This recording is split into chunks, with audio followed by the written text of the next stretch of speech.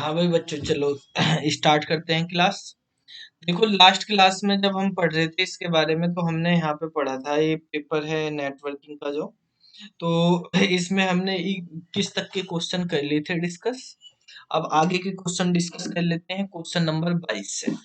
देखो, इस क्वेश्चन में कहा है कि ए मेल या message send to a large number of people. ठीक है। तो यहाँ पे कहा है, या तो कोई एक मेल होगा या मैसेज, वो हम बहुत सारे बंदों को भेज रहे हैं उनकी मर्जी के बगैर, विदाउट दियर कंसेंट।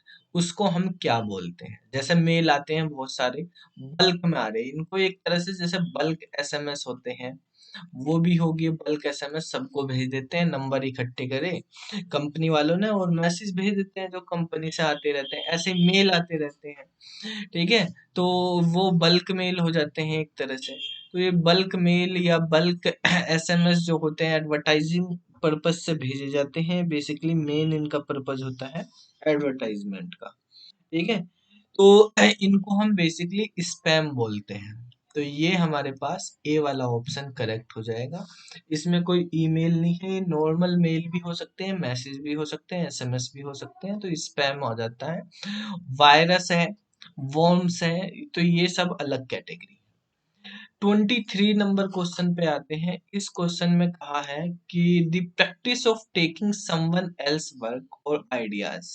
ठीक है, ये क्वेश्चन हम पहले भी डिस्कस कर चुके हैं। आप देखेंगे क्वेश्चन नंबर 11 में इसी तरह का क्वेश्चन था कि किसी दूसरे का आइडियाज लिया हमने और उसको अपना बना के जो है यूज करना, वो क्या कहलाता है। ठीक है। इसमें यहाँ पे पूछा किसी दूसरे का आइडिया लेके passing them off as own, अपना बना के उसको करना। तो क्वेश्चन नंबर 11 में हमने इसके बारे में डिस्कस किया था, ठीक है। तो वहां पर हमने कहा था कि ये जो है इस तरह से किसी दूसरे के आइडिया पे काम करना, उसको अपना बना के पेश करना, ये सब पैलग्रिज्म कहलाता है। जिसमें आपको बताया था कि पैलग्रिज्म जो है एक डायरेक्ट होता है, एक सेल्फ होता है, एक मोजाइक होता है, ठीक है, और एक हमारे पास एक्सीडेंटल डेंटल होता है। तो जो क्वेश्चन नंबर 11 की वीडियो थी, ठीक है, यानी पहले वाली या दूसरे वाली वीडियो में होगा वो, ठीक है। तो वो आप वीडियो रेफर कर लेना, वहां से आपको मिल जाएगा इस क्वेश्चन का डिस्कशन।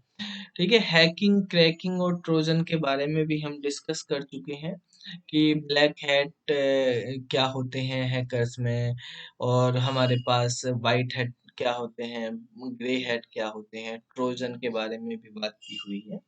ठीक है। तो पीछे की वीडियो से उसका आपको अगर कंटिन्यूअस आप 1 बाय 1 वीडियो देखते रहेंगे, वहां से आपको मिलता रहेगा, अगर ये नंबर से हम करेंगे। ठीक है। क्वेश्चन नेक्स्ट पे आते हैं।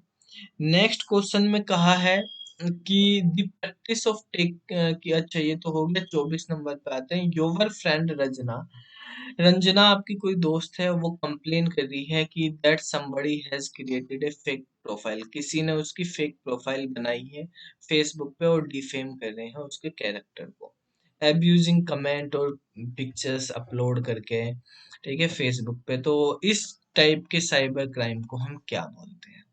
तो इस टाइप के साइबर क्राइम को हम साइबर स्टोकिंग बोलते हैं। तो साइबर स्टोकिंग क्या होती है? तो ये साइबर स्टोकिंग की डेफिनेशन है। आप सोच ली किसी की उसको मिसयूज कर रहे हो, उसको डिफेम करने के लिए उसके नाम से जो है फेक प्रोफाइल बना के आप इस तरह से कर रहे हो। इसके बारे में भी हम पीछे क्वेश्चन नंबर 9 है वहां पे डिस्कस कर चुके हैं। आइडेंटिटी थेफ्ट और साइबर स्टोकिंग में क्या डिफरेंस है वो भी आपको बता चुके हैं, ठीक है। इसके बाद नेक्स्ट क्वेश्चन है 25 नंबर पे। इसमें कहा है कि which of the following is not an example of non technical attack technique. यहाँ पे कहा नॉन टेक्निकल अटैक और कहा नॉट, ठीक है। यानी कौन सा नॉन टेक्निकल अटैक का एग्जाम्पल नहीं है, ठीक है। नॉन टेक्निकल अटैक का एग्जाम्पल नहीं है, यानी कौन सा इनमें से टेक्निकल अटैक है, एक तरह से कहने का मतलब यही है, ठीक है। तो देखो, यहाँ से नाम से ही अगर आप जानते होंगे इनके बारे में, तो फिशिंग आप जानते ही हैं। फिशिंग में क्या होता है, हम डुप्लीकेट वेबसाइट बना लेते हैं, और वेबसाइट बनाते हैं वो इस इंडेंट से हम बनाते हैं कि बंदे को मेल वगैरह भेजते हैं, उस पर क्लिक करेगा तो वहां से उसके क्रेडिट कार्ड की या जो भी कॉन्फिडेंशियल इंफॉर्मेशन है, मेनली कार्ड वगैरह की, वो इंफॉर्मेशन हम फिल करवा लेते हैं। ठीक है। तो ये फिशिंग, ये टेक्निकल काम होता है, तो ये नॉन टेक्निकल का एग्जाम्पल नहीं होगा। ठीक है। नॉन टेक्निकल का अटैक का एग्जाम्पल नहीं होगा, तो यही हमारे पास आंसर हो गया। सोशल इंजीनियरिंग आपको बताया था क्या होता है, कि सोशल इंजीनियरिंग में क्या होता है, बंदा फोन कॉल करता है, आपसे बात करता है, बात करके फोन से या एसएमएस के थ्रू, चैट के थ्रू बात करके बातों बातों में आपकी इंफॉर्मेशन जो है वो कैप्चर कर लेता है, पता करवाया, ऐसी ऐसी बातों में फंसाता है कि आपको पता, आप क्या नाम जी है ना, अपनी इंफॉर्मेशन बता देते हो उसको, आपको पता भी नहीं चलता कि वो किस लिए कैसे यूज कर रहा है। शोल्डर सफरिंग का भी आपको पीछे की वीडियो में एग्जांपल दिया था, कि शोल्डर सफरिंग में क्या होता है, जैसे एटीएम पे खड़े हो, आप अपना पिन डाल रहे हो, पीछे से कोई कंधे पे से देख के आपके देख रहा है कि क्या पिन आपने डाला, आप मोबाइल में चेक कर रहे, बराबर में कोई बंदा बैठा हुआ, वो आपका पढ़ रहा है, क्या आप लिख रहे हो, क्या टाइप कर रहे हो। ठीक है, तो ये होते हैं। एक हमारे पास कीबोर्ड स्नीफिंग होती है, कीबोर्ड स्नीफिंग है हमारे पास, या माउस स्नीफिंग है। ये स्नीफिंग बेसिकली वायरलेस में यूज होती है, जब हम वायरलेस कीबोर्ड या माउस का यूज करते हैं तो वहां पे यूज होती है ये भी। ठीक है। तो इसके थ्रू जैसे हमारे पास जो भी डेटा हम ट्रांसमिट करते हैं, वो बिना इंक्रिप्शन के अगर जा रहा है तो वहां पे प्रॉब्लम होती है इसमें। ठीक है। तो वायरलेस में जैसे वहां से जो है कीबोर्ड से आपके कंप्यूटर तक जाएगा, तो उस तरह की कंडीशन जब आ जाती है तो वो अटैक यहाँ पे कहलाता है, कीबोर्ड स्निफिंग। तो आंसर इसका फिशिंग हो जाएगा। 26 नंबर क्वेश्चन में कहा है, are based on dictionary attack technique. Dictionary attack technique पे कौन सी चीज इसमें बेस है, कौन सी चीज डिक्शनरी अटैक को बता रही है। तो देखो, डिक्शनरी अटैक की अगर हम बात करते हैं, तो जैसे नाम से पता चल रहा है डिक्शनरी अटैक। ठीक है। तो इसमें क्या होता है कि पासवर्ड गेस करते हैं। नॉर्मली बंदा पासवर्ड क्या डालेगा, ऐसे पासवर्ड डालता है जो डिक्शनरी में हो, वेल नोन नाम, ऐसे पासवर्ड। ठीक है, यानी कुछ ऐसे वर्ड ही यूज करते हैं 90% बंदे, 90% इसी तरह के पासवर्ड चूज किए जाएंगे जिनके वर्ड जो है डिक्शनरी में मिल जाते हैं। ठीक है, ऐसे वर्ड का यूज करके और फिर जो है हम बाकी उसमें 1 2 3 वगैरह ये भी लगा लेते हैं। तो डिक्शनरी अटैक जो है एक तरह से पासवर्ड गैस करने की टेक्निक है। ठीक है, जिसमें हमारे पास कोई भी वेल नोन पैरास हो, वर्ड्स हो, उनको मोस्टली यूजर जो है पासवर्ड की तरह चूज करते हैं।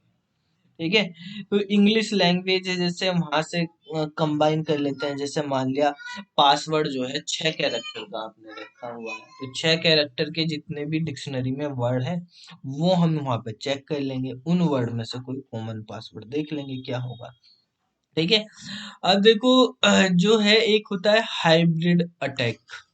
हाइब्रिड अटैक में क्या होता है कि ये ब्रूट फोर्स की तरह होता है। ठीक है। तो इसमें डिक्शनरी और ब्रूट फोर्स दोनों को कंबाइन कर दिया जाता है। कंबाइन हाइब्रिड मतलब एक से ज्यादा, तो ये कॉम्बिनेशन है, एक तरह से combination of dictionary and hybrid, वो dictionary and brute force. Brute force में क्या होता है, जितने भी जो है हमारे पास पॉसिबल पेयर बन सकते हैं, वो सारे पॉसिबल पेयर देखे जाते हैं, जबकि डिक्शनरी में कॉमन डिक्शनरी वर्ड देखे जाते हैं। ठीक है, कॉमन डिक्शनरी वर्ड्स, यानी कि सारे के सारे वर्ड देख रहे हैं। ठीक है, जो भी मोस्ट कॉमन वर्ड होते हैं उनको पहले हम देखते हैं। ब्रूट फोर्स में सारी पॉसिबिलिटी देखी जाती हैं, सब चीजें। ठीक है। तो हमारे पास हाइब्रिड अटैक ही जो है वो डिक्शनरी अटैक पे बेस है, डिक्शनरी अटैक भी यूज किया जाता है इसमें। तो ये आंसर हो जाएगा ए वाला। नेटवर्क अटैक की जब हम बात करते हैं, तो मतलब अनऑथोराइज एक्सेस करना किसी नेटवर्क को, तो वो कहलाता है नेटवर्क अटैक। ठीक है। तो अनऑथोराइज एक्सेस करना नेटवर्क को।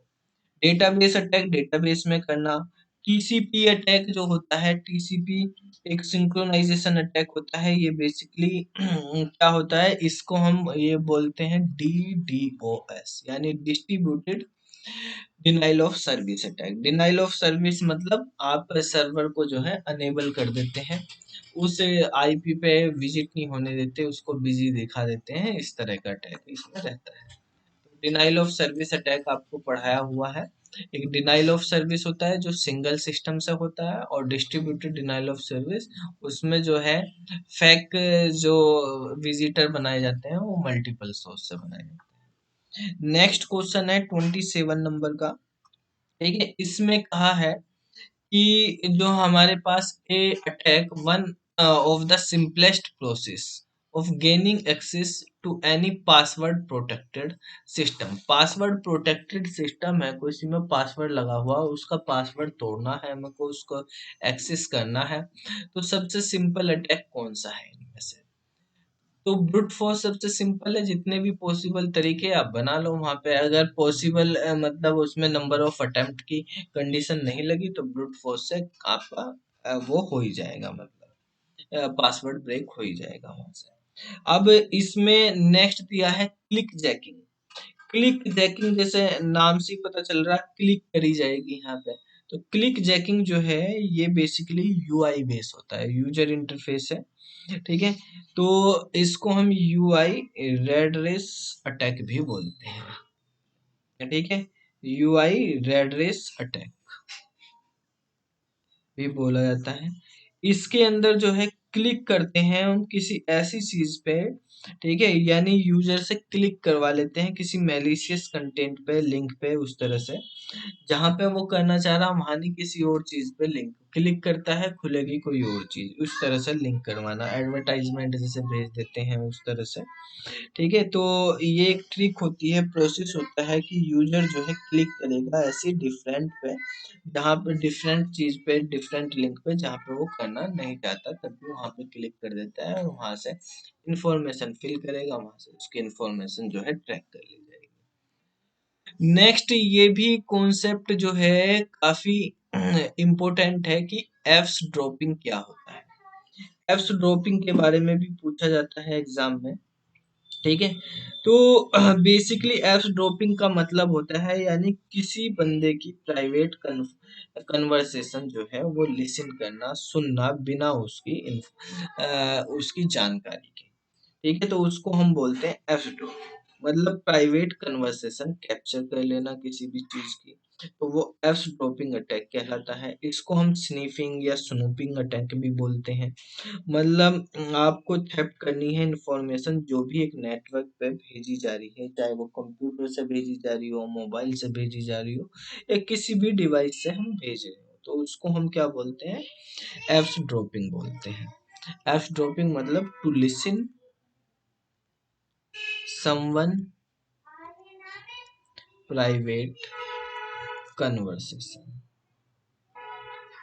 विदाउट दियर नॉलेज, या उसके जानकारी के बगैर हम जो है किसी की प्राइवेट इंफॉर्मेशन। ठीक है, रियल लाइफ में बहुत होती हैं ये बातें। ठीक है, दीवार पे लग के, गेट पे लग के हम किसी की बातें सुन रहे हैं, वही सारी चीजें इसमें आती हैं, एफ स्टॉपिंग के अंदर आती है। ठीक है, तो ये सब चीजें। एक है वाटरिंग होल। वाटरिंग होल क्या है, वाटर होल लिखा हुआ है ये।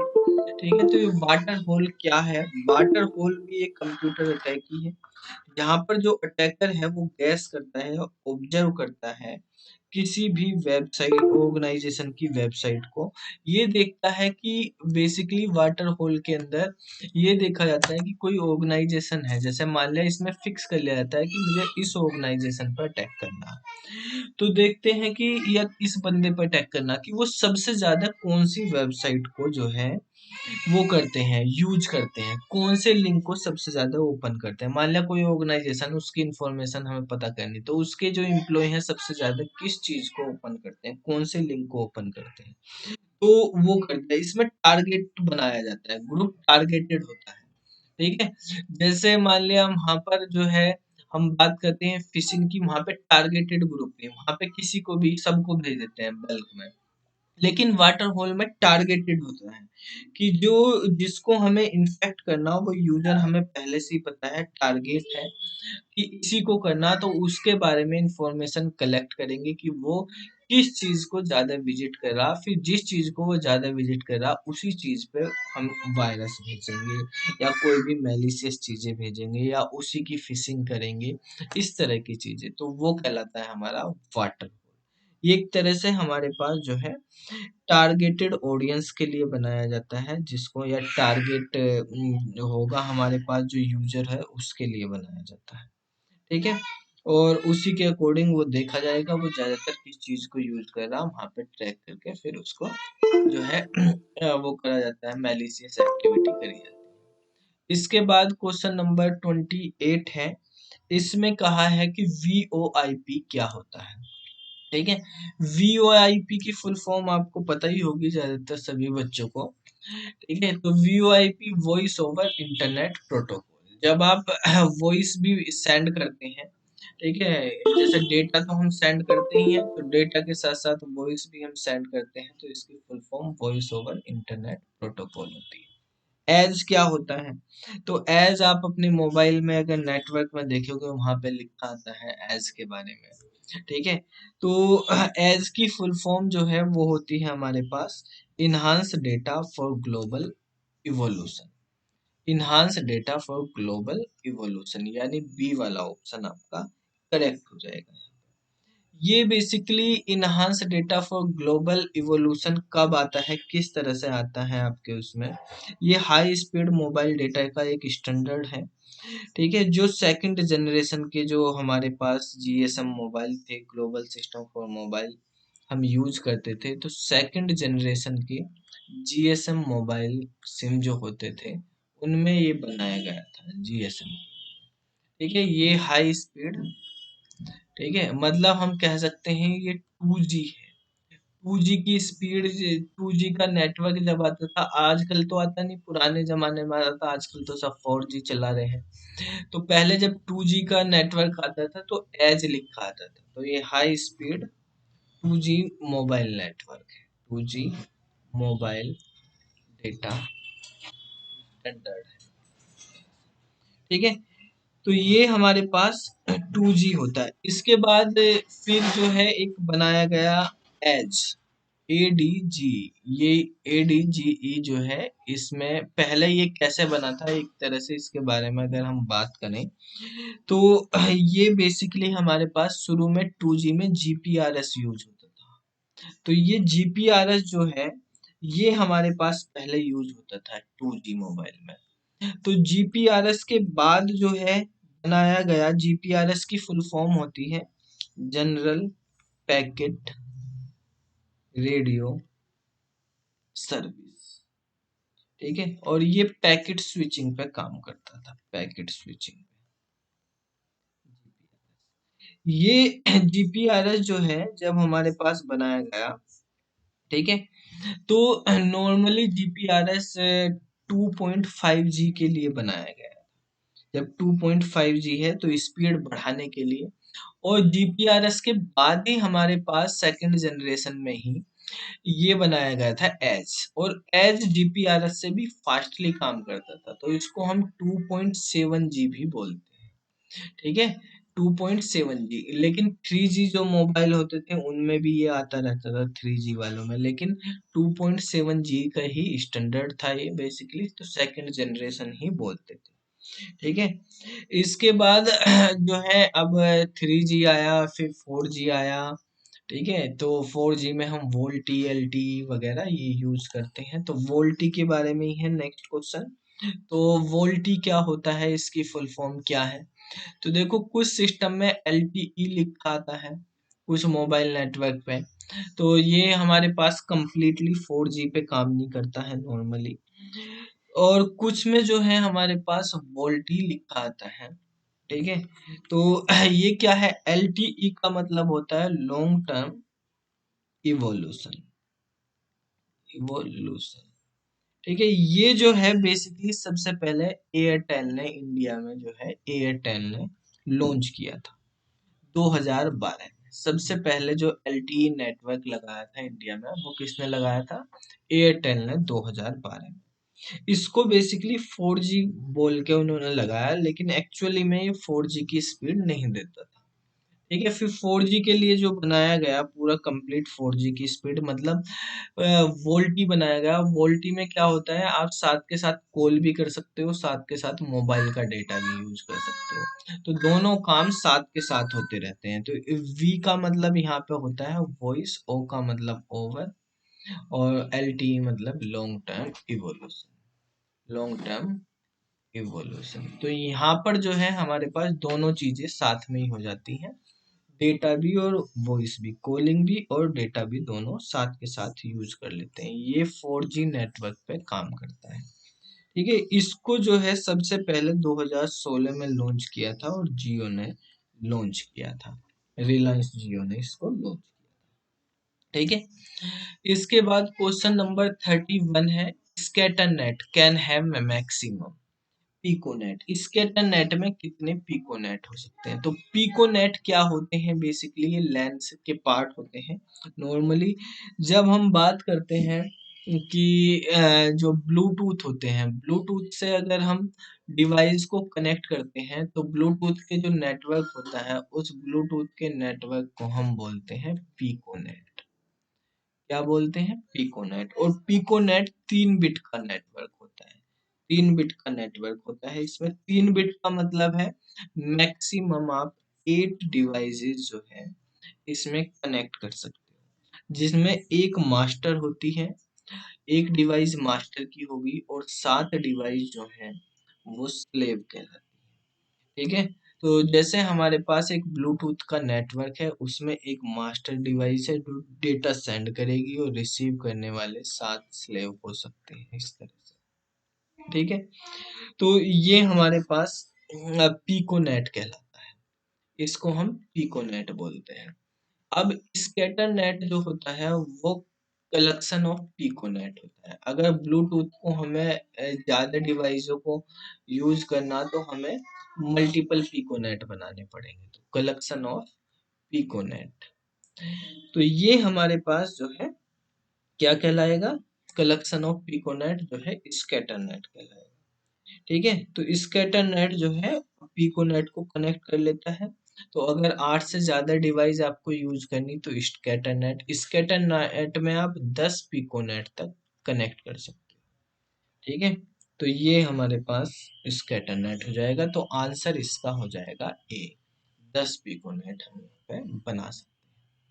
ठीक है, इसके बाद क्वेश्चन नंबर 32 आता है, वाई मैक्स क्या होता है? VI max. तो वाई मैक्स की फुल फॉर्म पूछी है, इसमें क्या होगी वाई मैक्स की फुल फॉर्म? तो W का मतलब होता है यहाँ पे जो हमारे पास दिया हुआ है वर्ल्ड वाइड। ठीक है, आई का मतलब है इंटर ऑपरेटेबिलिटी, और फिर है हमारे पास M का मतलब माइक्रोवेव, AX का मतलब है एक्सेस। ठीक है, तो world wide interoperability for microwave. तो यहाँ से नाम से ये माइक्रोवेव से आपको पता चल गया होगा कि ये जो है बेसिकली हमारे पास माइक्रोवेव जब यूज की जा रही है तो वायरलेस है, तो ये वायरलेस में यूज होती है।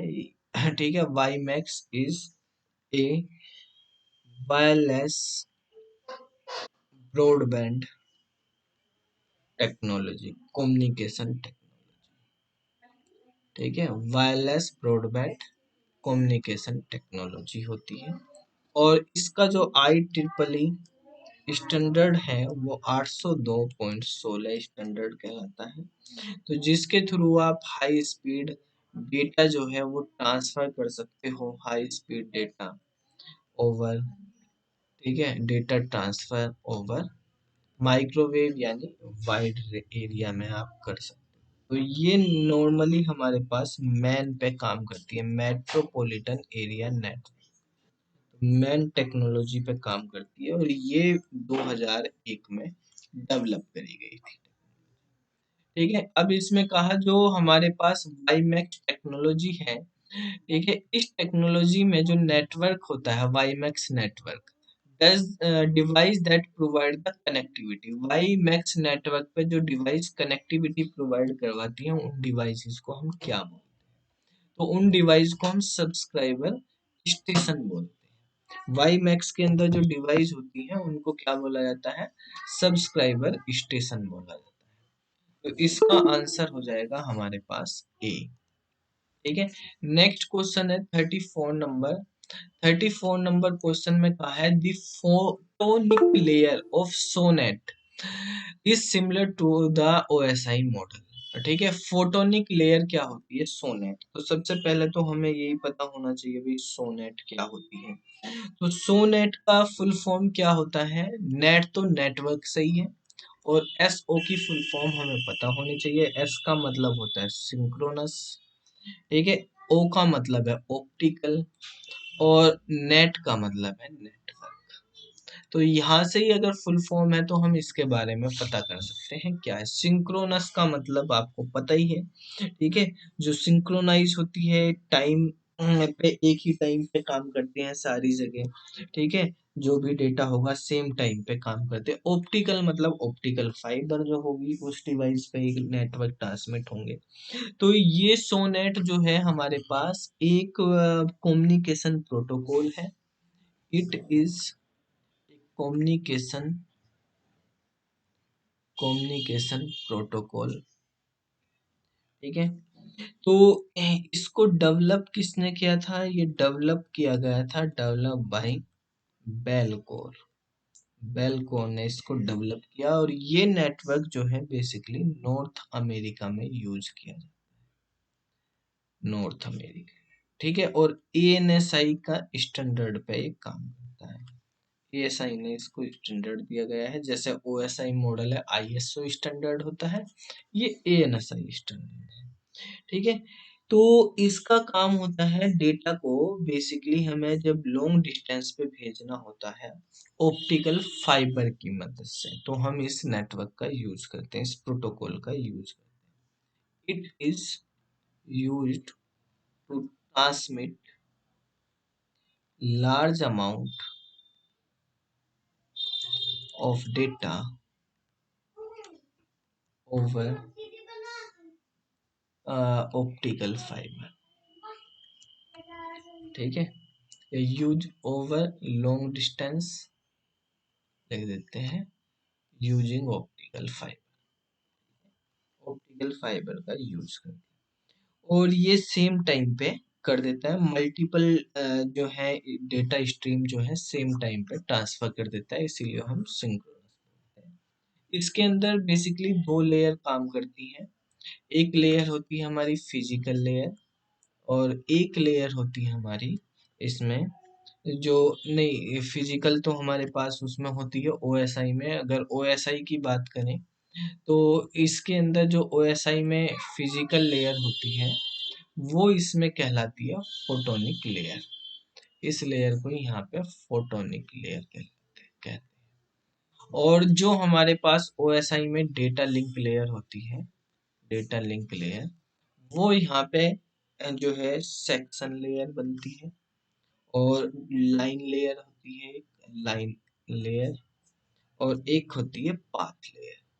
तो ये इसमें लेयर होती है, ये सारी लेयर इसकी डेटा लिंक लेयर पे काम करती है, ये वाली। और फिजिकल लेयर फोटोनिक लेयर, फिर ये सेक्शन लेयर, लाइन लेयर और पाथ लेयर। तो इसका आंसर हो जाएगा फिजिकल लेयर। आरटीपी क्या होता है? आरटीपी के बारे में यहाँ पे पूछा है। RTP provide the facility of jitter. Jitter का मतलब क्या होता है? जीटर का मतलब होता है जब डिले होता है टाइम का, ठीक है। तो जब टाइम का डिले की बात कर रहे हैं तो वहां पर हम यूज करते हैं इसकी।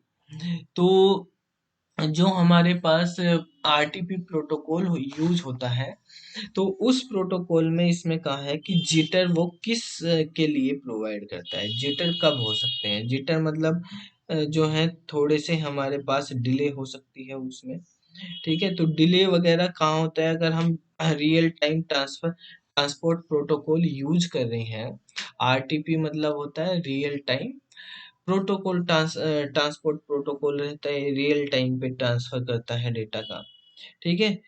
तो जब रियल टाइम पे हम कर रहे हैं लेकिन तब भी जिटर दे रहा है, तो जिटर अगर मीडिया स्ट्रीम आप यूज कर रहे हैं बेसिकली वीडियो वगैरह, तो वहां पर जो है हो जाता है थोड़ा जिटर, तो मीडिया स्ट्रीम के लिए होता है। तो इसका आंसर जो हो जाएगा ए वाला करेक्ट।